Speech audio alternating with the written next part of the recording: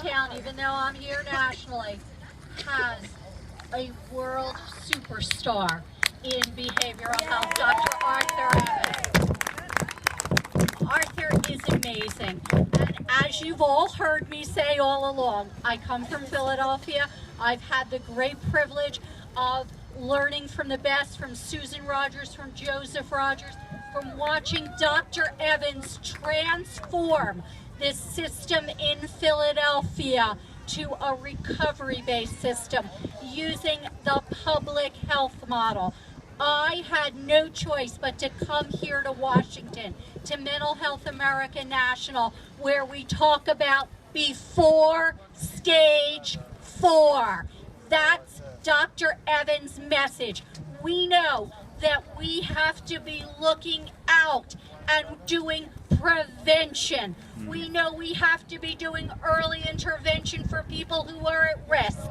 We know that we have to have integrated services and supports, the whole community, all of us, and we are about recovery. That's the message that we bring from all of our great leaders and our role models and our superstars, and we bring it to Washington, and we bring it across the states. I go and talk to legislators across the states, and we talk to people on the Hill, and we're going to change our focus a little bit to nationally and what we do right there in that building. I am going to introduce a soft-spoken superstar, my good friend Lauren Alfred. And Lauren has been a congressional staffer for many years. She worked with Energy and Commerce Committee for years. She worked with Representative Ron Barber, who put out a terrific bill that had community services, recovery supports, everything we liked, that we're going to keep pushing for getting everything that we want on the Hill. And Lauren now works with Sandy Hook Promise, where she talks about not equating mental health conditions and violence, but breaking them apart. I really hope you'll help me in welcoming our wonderful friend Lauren Alfred. Thank you, Debbie. I'm so excited to be with you guys today. I'm honored to work for Sandy Hook Promise, and they were founded, as many of you know, by the families who lost their loved ones in December of 2012 at Sandy Hook Elementary School. And when they came to DC after that tragedy, and they met with their senators and they met with their representatives, they heard, we have a gun violence epidemic. They heard, we have a mental health crisis.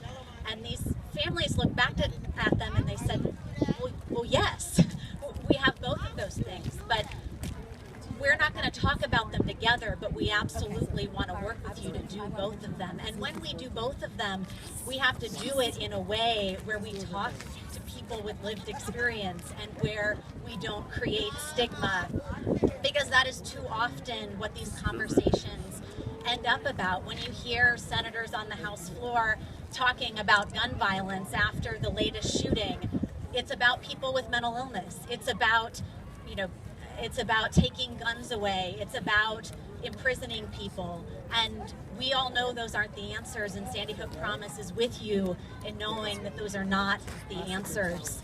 And it's really going to take all of us to do both, because we know that parity isn't going to solve the gun violence in our communities, and we know that gun reforms, like background checks that are common sense, aren't going to help people get to recovery.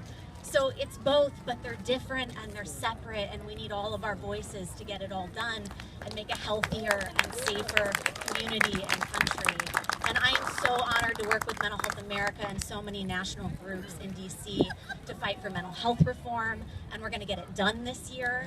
And it's going to take all of our voices. And I know you can't be with us in DC through the end of the year. I know you got to all go home and you've got to vote, and I hope you vote for mental health. I hope you find out what your elected officials are going to do to make mental health better in your communities, and make sure that's the first issue you take to the ballot box with you.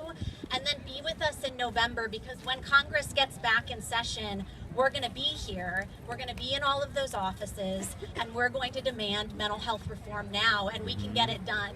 They may be lame ducks at that point, but we can still squeeze a little bit of work out of them, and that's exactly what we're all going to be here doing. So I hope I can count on all of you guys to keep it with us in this fight, and to be with us next Congress where we start it all over again. And I look forward to seeing all of you next year.